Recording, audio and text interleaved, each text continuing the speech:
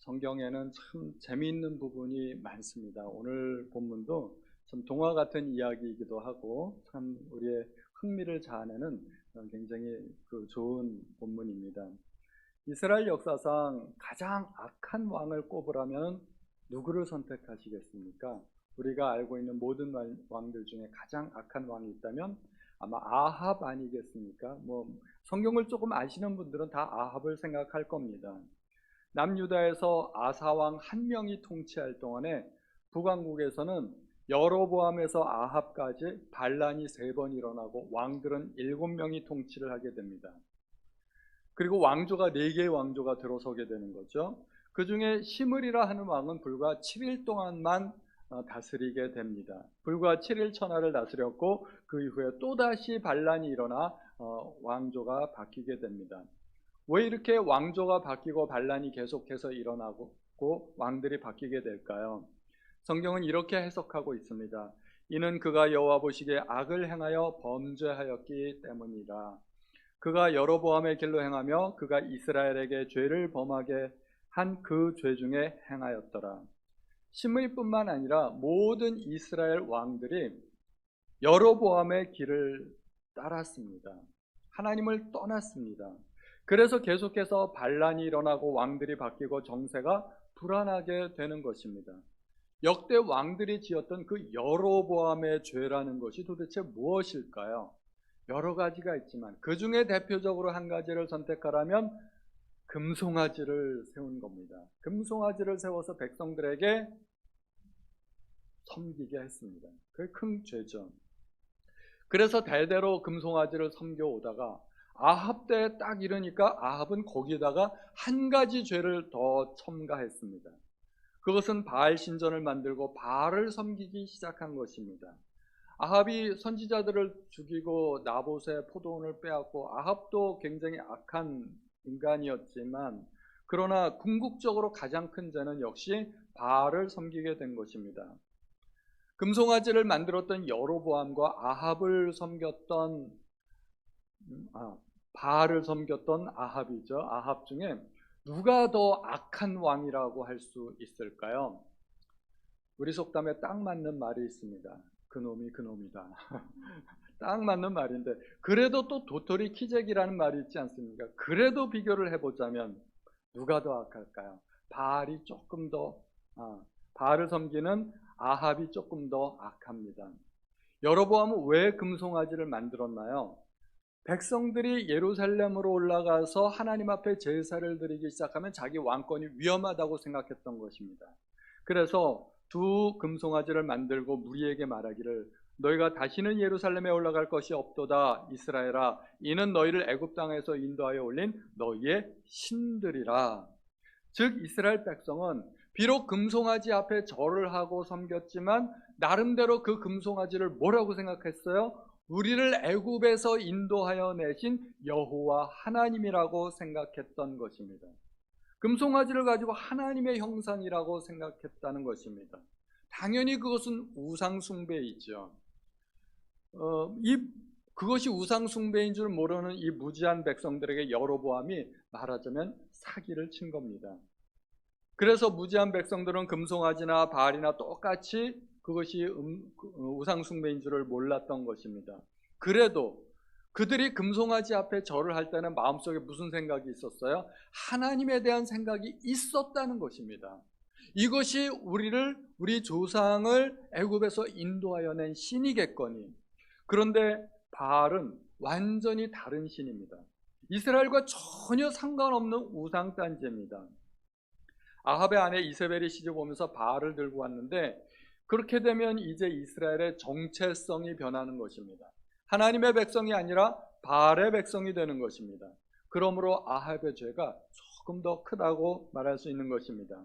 오므리의 아들 아합이 그의 이전 모든 사람보다 여호와 보시기에 악을 더욱 행하였다고 이야기합니다.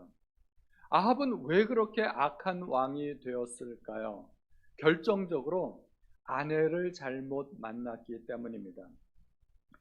열왕기상 21장에 보면 예로부터 아합과 같이 그 자신을 팔아 여호와 앞에서 악을 행한 자가 없으면 그를 그의 아내 이세벨이 충동하였음이라. 아합도 나쁜 인간인데 그 옆에서 아내가 자꾸 충동질을 하니까 더 악하게 되었다는 것이죠. 그래서 이스라엘 역사상 이렇게 악한 왕이 없을 정도로 그렇게 타락하게 됩니다.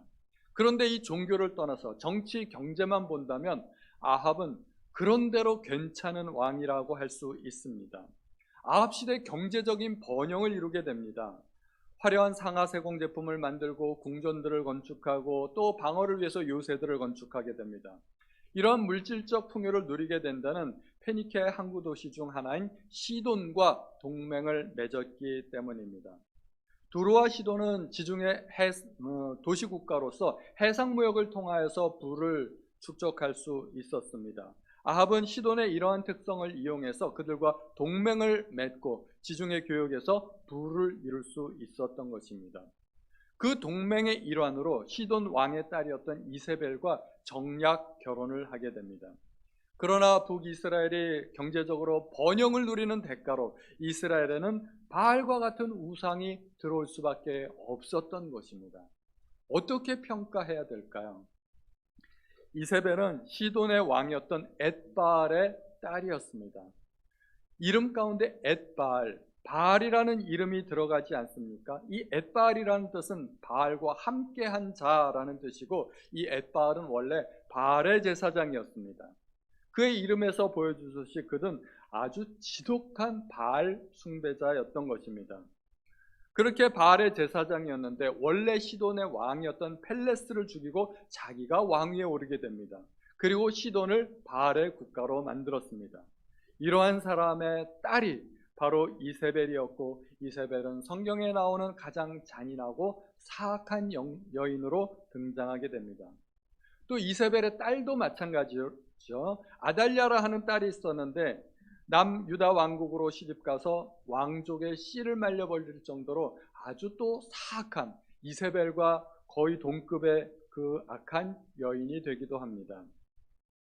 선지자들 중에서는 누가 가장 능력 있는 선지자일까요? 선지자가 여러 명 있는데 그 중에 가장 딱 떠오르는 선지자 한 명 하면 아무래도 엘리야를 꼽을 수 있습니다.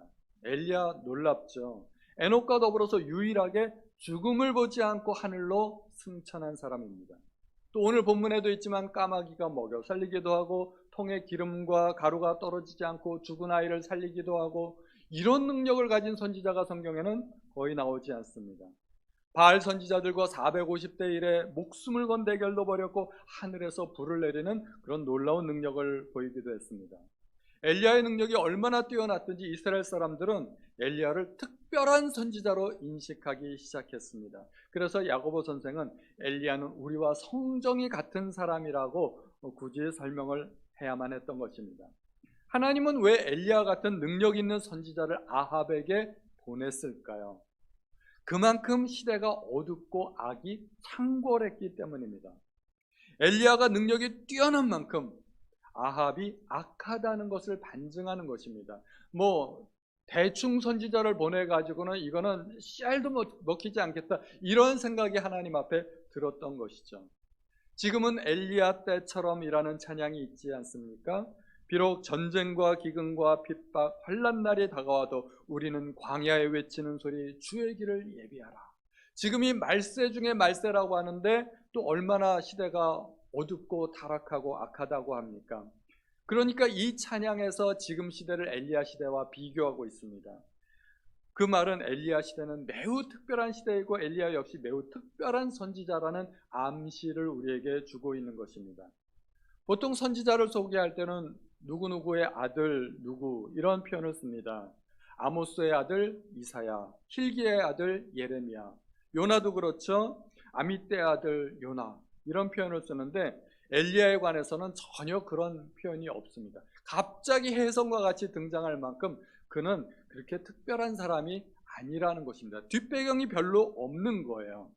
그러면 이 엘리야의 특별한 능력은 과연 어디에서 오는 것일까요?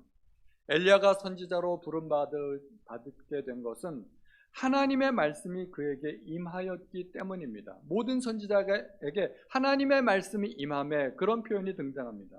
그리고 그의 능력은 그 임하였던 하나님의 말씀에 온전히 순종하였기 때문입니다. 엘리야가 부름 받자마자 하나님 앞에 순종한 첫 번째 사명은 가뭄을 선포하는 것입니다. 뭐 엘리야는 등장하고 나서 회개하라는 말도 없습니다. 죄를 지적하는 그런 것도 없고 등장하자마자 내 말이 없으면 이 땅에 비와 이슬이 내리지 아니하리라. 아주 놀라운 선언을 합니다. 누구는 그런 재앙을 선포하고 싶어서 했겠습니까? 모두가 잘 살고 싶고 형통하기를 바라는 마당에 그러한 재앙을 선포하면 사랑받을 수 있을까요? 백성에게 환영받을 수 있을까요? 미움받을 만한 메시지입니다. 가뭄은 온 땅의 고통을 의미합니다.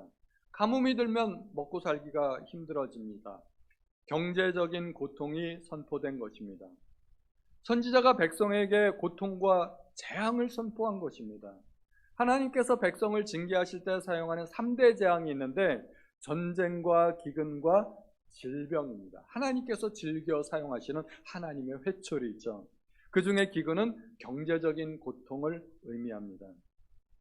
여호와께서 비 대신에 티끌과 모래를 내 땅에 내리시니 그것들이 하늘에서 내 위에 내려 마침내 너를 멸하리라. 때가 되면 비가 내려야 되는데 비는 안 내리고 티끌과 모래가 하늘에서 쏟아진다면 어떻게 되겠습니까? 농사를 지을 수가 없습니다. 동물들이 죽어가고 사람도 허덕이고 고통 속에 허덕이다가 사람도 죽어가고, 그러므로 선지자가 가뭄을 선포했을 때 이스라엘 백성이 해야 할 첫 번째 의무는 회개하고 하나님 앞에 돌아오는 것입니다. 그런데 이스라엘은 어떤 반응을 보였을까요? 더욱더 바알을 찾았습니다. 이스라엘은 아합 때부터 바알을 섬기기 시작했는데 바알은 구름과 바람, 비의 신을 의미합니다. 이스라엘은 큰 강이 없고 농사를 오직 비에만 의존해야 됐기 때문에 이른 비, 늦은 비가 제때 내려주어야 합니다. 그들이 바알을 섬긴 것은 바알을 통해서 하늘에서 비를 내려보겠다는 의도가 있었던 것이죠. 그런데 엘리야는 오히려 가뭄을 통하여 바알의 무능력을 선포한 것입니다. 너희들이 아무리 바알을 섬겨봤자 오히려 가뭄이 더 심해질 것이다 하는 하나님의 메시지를 선포한 것이죠.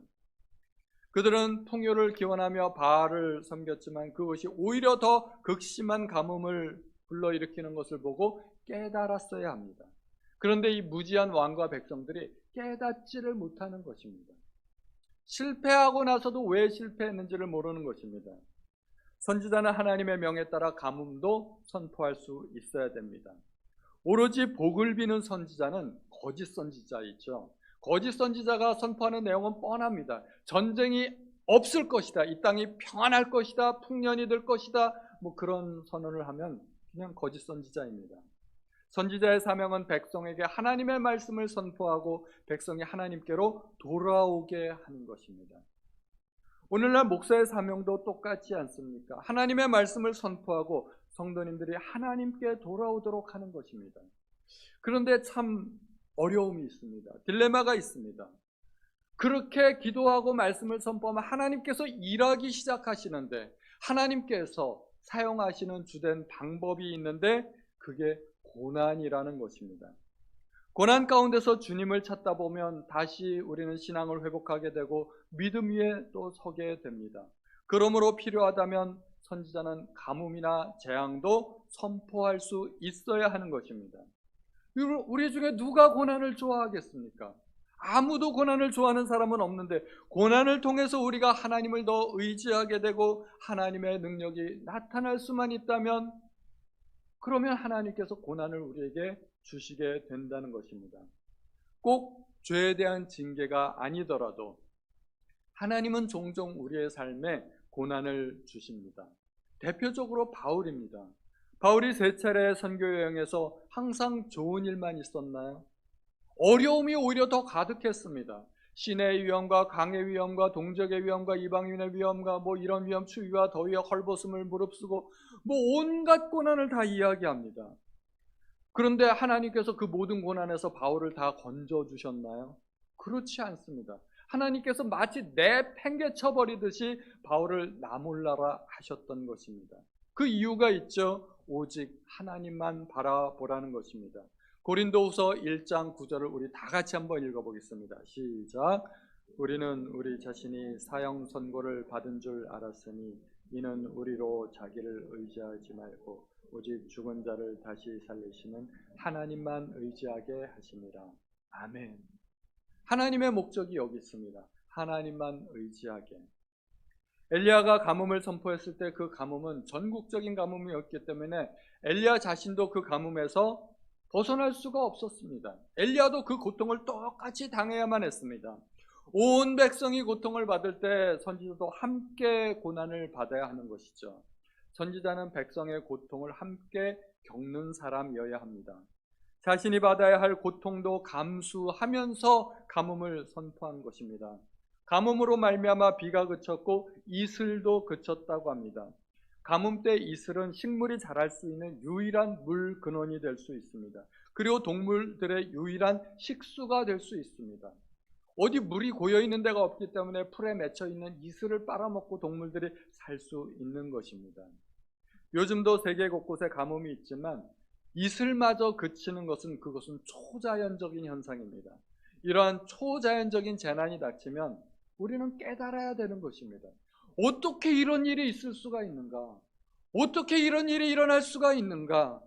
그런 일이 닥친다면 이것은 하나님이 하시는 일이구나 하고 우리는 깨달을 수 있어야 된다는 것입니다. 그러한 가뭄이 닥쳤을 때 하나님은 엘리야를 그릿 시냇가로 보내셨습니다. 그릿 시냇가로 보내신 하나님의 목적은 두 가지가 있습니다. 첫 번째, 아합의 위협으로부터 엘리야를 보호하고 먹여 살리기 위한 방법이었습니다. 시내가 마르기까지 하나님은 까마귀를 통하여 떡과 고기를 공급하셨고 엘리야는 하루하루를 하나님의 능력을 체험하며 살게 됩니다. 그 까마귀는 도대체 그 떡과 고기를 어디서 갖고 왔을까요? 광야에 널브러져 있는 짐승들의 시체가 있을 텐데 그 시체의 살덩어리를 뜯어가지고 왔다면 엘리야가 썩은 고기를 먹었다는 건데 그렇지는 않았을 것 같죠.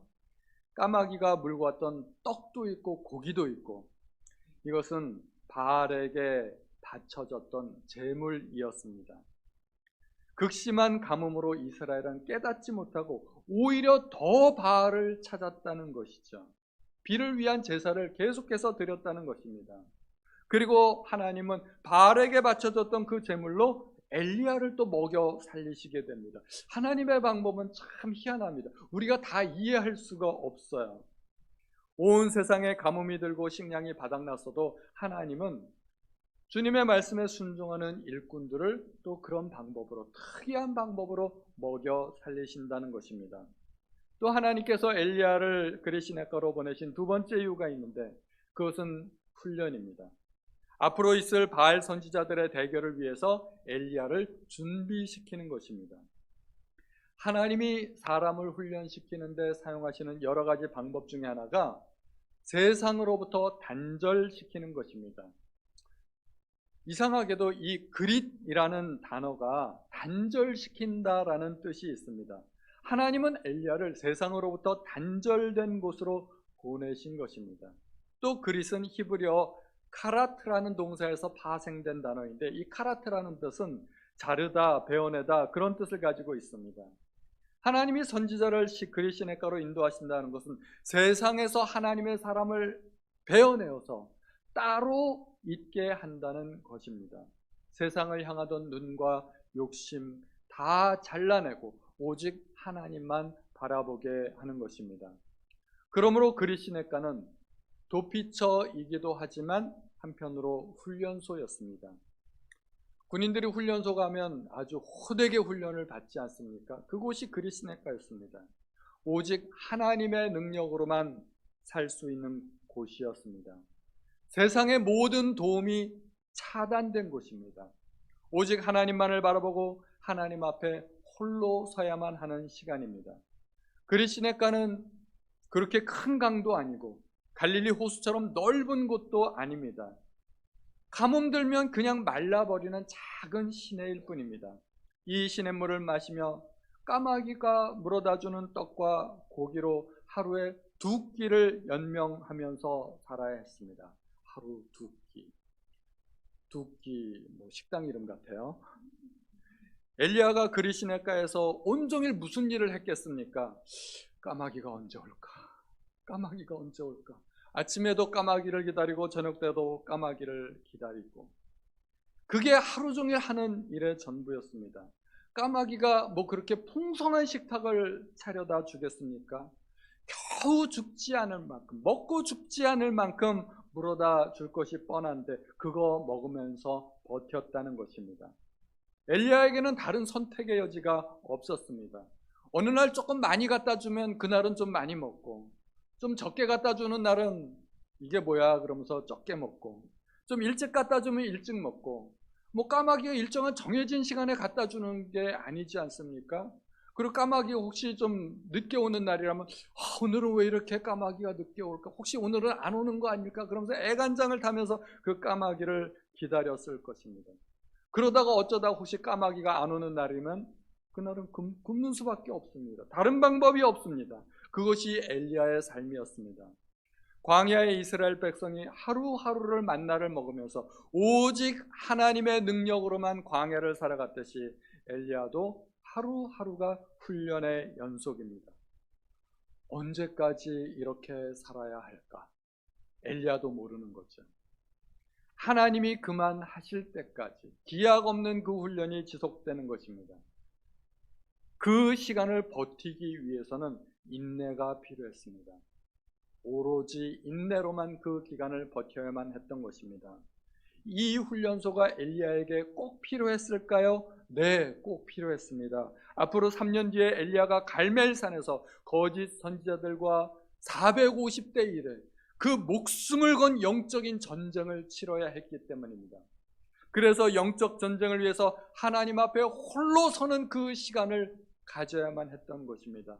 오직 하나님의 능력과 하나님의 은혜로만 사는 시간이 필요했던 것입니다. 하늘만 바라보기 위해서 세상의 모든 유혹에 눈을 감고 세상의 모든 소리에 귀를 닫고 오직 하나님만 바라보고 하나님의 음성에만 귀를 기울이는 시간입니다. 세상의 모든 즐거움과 쾌락이 사라지고 오직 하나님께만 집중하는 시간입니다. 그리고 주님께서도 새벽 미명에 하나님 앞에 나아가 하나님 앞에 집중하는 시간을 가지셨던 것을 우리가 기억합니다. 새벽 아직도 밝기 전에 예수께서 일어나 나가 한적한 곳으로 가서 거기서 기도하셨다고 하십니다. 예수님마저도 하늘로부터 오는 능력을 덧입기 위해서 날마다 한적한 곳에 나가서 군중을 떠나서 그렇게 하나님 앞에 기도하고 하늘의 능력을 덧입는 그러한 시간을 가졌던 것입니다. 하나님이 사람을 부르실 때, 일꾼으로 부르실 때 불러가지고 그냥 사용하시는 경우가 절대 없습니다. 반드시 훈련하십니다. 하나님의 손에 딱 맞게, 하나님의 손에 맞는 사람으로 하나님께서 변화시켜 가십니다. 은혜로 사람을 부르시지만 반드시 다듬는 과정이 필요한 것입니다. 하나님의 사람은 온전히 하나님의 능력으로만 일해야 됩니다. 내 능력, 내 방법 다 포기해야 됩니다. 그것 갖고 할 수 있는 하나님의 일이 아무것도 없기 때문입니다. 나의 모든 능력과 세상의 어떠한 도움도 차단된 상태로 오직 하나님만 바라보게 합니다. 그래서 하나님께서 주시는 훈련은 세상의 훈련과 완전히 방법이 다릅니다. 세상의 훈련은 능력을 키워주는 훈련입니다. 뭐 어중이 떠중이 그런 사람들이 훈련소에서 들어갔다 나오면 아주 착착착착 아주 제대로 된 병사들이 나오지 않습니까? 특별히 특전사 훈련 이런 훈련들을 보면 어마어마한 훈련을 받습니다. 뭐 산속에다 내팽개쳐 두고 뭐 칼 한자로 두고 한 달을 살아라 뭐 이런 훈련도 있다고 그래요. 그래서 뭐 야생동물 잡아먹고 뱀 같은 거 잡아먹고 혼자서 람보처럼 그 숲속에서 한 달을 버티는 그런 훈련도 받는다고 하는데 그게 능력을 키워주는 겁니다. 그런 훈련 받고 나서 적진 속에 들어가서 혼자서 생존할 수 있게 만드는 것입니다. 그것이 세상의 훈련이고 세상에서 훈련받으면 유능한 사람이 되는데 하나님께서 하시는 훈련은 정반대입니다. 무능한 사람으로 만드는 것입니다. 오직 하나님만 바라보게 만드는 것입니다. 내 방법, 내 지혜, 내 능력 다 내려놓게 합니다. 그럴 수밖에 없습니다. 그래서 하나님은 고난을 통과하게 하십니다. 홀로 서게 만드십니다. 훈련이 시작되는 광야에 서 있네라는 왜 나를 깊은 어둠 속에 홀로 두시는지, 왜 나를 깊은 어둠 속에 홀로 두시는지, 어두운 밤은 왜 그리 길었는지, 나를 고독하게, 나를 낮아지게, 세상 어디도 기댈 곳이 없게 하셨네.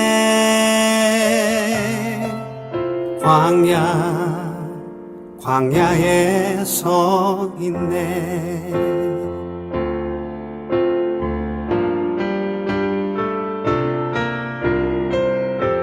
주님만 내 도움이 되시고, 주님만 내 빛이 되시는, 주님만 내 친구 되시는 광야.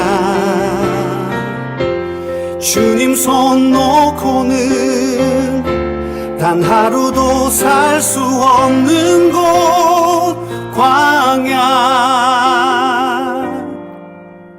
광야에 서 있네.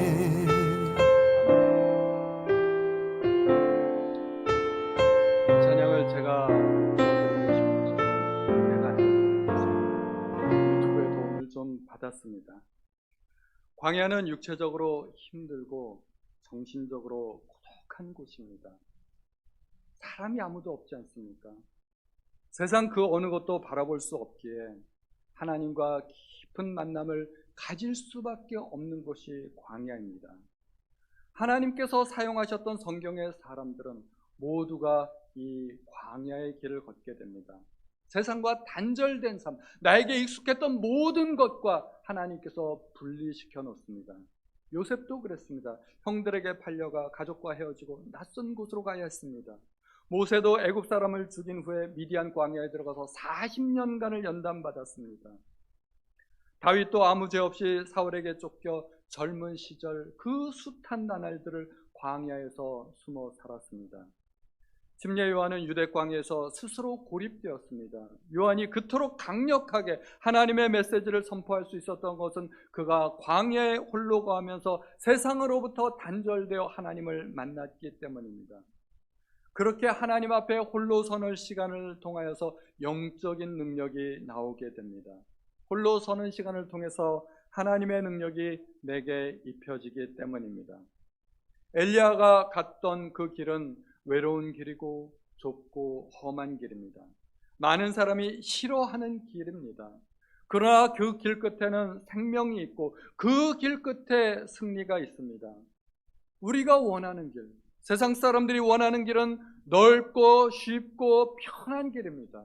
주변을 둘러보면 많은 사람이 함께 그 길을 가고 있기 때문에 외롭지 않습니다. 저들도 저 길을 가고 있고 나도 그 길을 가고 있는데 서로 위로하면서 동반자가 되어서 그 길을 찾게 됩니다. 그러나 그 길 끝에는 멸망이 있다면 우리는 어떤 길을 가야 할까요?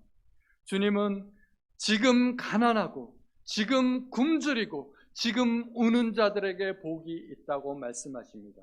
오히려 지금 부유하고 지금 배부르고 지금 웃는 자들에게 화가 있다고 말씀하셨습니다. 우리에게 지금이 더 중요할까요? 미래가 더 중요할까요? 지금의 이 시간은 지나갈지라도 우리에게 다가올 그 미래를 우리는 생각해야 됩니다. 노아는 하나님의 명령을 받아서 120년 동안을 방주를 지었습니다. 120년 동안에 방주를 지으면서 가장 힘들었던 것은 무엇일까요? 연장이 없어서 그 큰 나무를 다듬어야 했기 때문에, 또는 도와줄 사람이 없어서. 그거는 천천히 하면 됩니다. 시간은 남는 게 시간이니까. 가장 힘들었던 것은 사람들의 조롱과 비웃음과 손가락질입니다. 저 미친 노인네 드디어 노망 들었네. 저 산 꼭대기에다 저렇게 큰 배를 지어가지고 어디에다 쓰려고. 사람들하고 어울릴 수가 없습니다. 사람들이 있는 곳에 가면 사람들이 피하고 조롱하고 욕하고 손가락질하고. 노아는 세상과 단절된 삶을 살았습니다. 120년간 아무도 알아주지 않는 그 외로움을 견뎌냈기 때문에 홍수가 났을 때 구원받을 수 있었던 것입니다. 우리도 살다 보면 내가 지금 서 있는 곳이 마치 그리시네가 같고 광야 같은 때가 있습니다. 사람들로부터 멀어지고 홀로 서 있는 이 외로움, 정말 말할 수 없는 지독한 고독, 죽을 것만 같은 고난, 그 속에 서 있는 때가 있습니다. 한 걸음만 삐끗하면 천길 낭떠러지로 떨어질 것만 같고, 하나님은 왜 나를 이런 벼랑 끝으로 몰아넣으셨는지 도저히 이해가 안 되는 그런 상황을 만날 때가 있습니다. 그런데 그러한 시간이야말로 하나님께서 보이지 않는 큰 손으로 우리를 보호하고 있는 시간이고, 우리를 하나님의 사람으로 만들고 우리를 다듬고 양육하는 시간이라는 것입니다. 모래 위에 발자국 이야기를 아시지 않습니까? 뒤를 돌아다 보니 발자국이 하나밖에 없습니다. 나 혼자 걸어왔다고 생각했는지 모르지만 그것은 착각이었습니다. 그 시간이야말로 정말 내가 괴롭고 힘들었기 때문에 절박하게 하나님을 의지했던 시간이고, 그래서 하나님이 나를 업고 걸으셨던 그 시간이었던 것입니다. 오직 하나님만 바라봤던 그 시간입니다. 오히려 그런 시간을 하나님께서 주목하시고 우리는 하나님과 함께 있게 되고 주 안에 있는 나를 발견하게 되고 우리가 하나님을 바라볼 수 있다면 그 시간은 더할 나위 없는 축복의 시간이 될 수 있다는 것입니다. 인생에서 우리가 만나는 그리시네가는 결코 패배의 장소가 아닙니다. 그 시간은 허비의 시간이 아닙니다. 모세는 미디안 광야에서 자기의 청춘을 다 바치고 40년을 보냈습니다. 이제 아무 능력도 없고 백발 할아버지가 되었지만 그 시간이 무의미한 시간일까요? 결코 무의미한 시간이 아닙니다. 하나님은 그 40년 동안에 모세를 하나님의 사람으로 만들었던 것입니다. 그 시간, 그리시네가에서 오직 하나님의 능력만을 의지하는 그 시간은 하나님께서 나를 빚으시고 나를 다듬으시는 시간입니다. 하나님과 함께하는 시간 중에 버려지고 낭비되는 시간은 단 1분 1초도 없습니다. 모두가 하나님의 섭리 안에 있습니다. 모든 순간이 하나님의 축복의 시간입니다. 우리의 그리시네가는 어디일까요? 또는 어떤 상황일까요? 하나님만 바라볼 수밖에 없는 그곳이 있다면, 또 그런 상황에 우리가 처해진다면 그곳은 나의 피난처이기도 하고 또 훈련소이기도 할 것입니다. 그곳을 찾으시기 바랍니다. 하나님과 1대1로 독대하시기 바랍니다. 세상에서 얼마나 많은 분주한 일들이 있겠습니까? 많은 곳에서 나를 부르고 내가 해야 될 많은 일들이 있지만 다 내려놓으시고 하나님과 1대1로 만나시기 바랍니다. 그 시간이야말로 내가 하나님 앞에 능력을 받는 시간이고, 내가 하나님 앞에 전원 코드를 꼽는 시간이고, 하나님께서 나와 함께하는 시간입니다. 새벽기도 나오시기 바랍니다. 큐티 하시기 바랍니다. 하나님의 말씀을 읽으시고 묵상해서 또 그 시간에 하나님의 능력을 체험하시는 우리 성도님들이 다 되시기를 축원드립니다.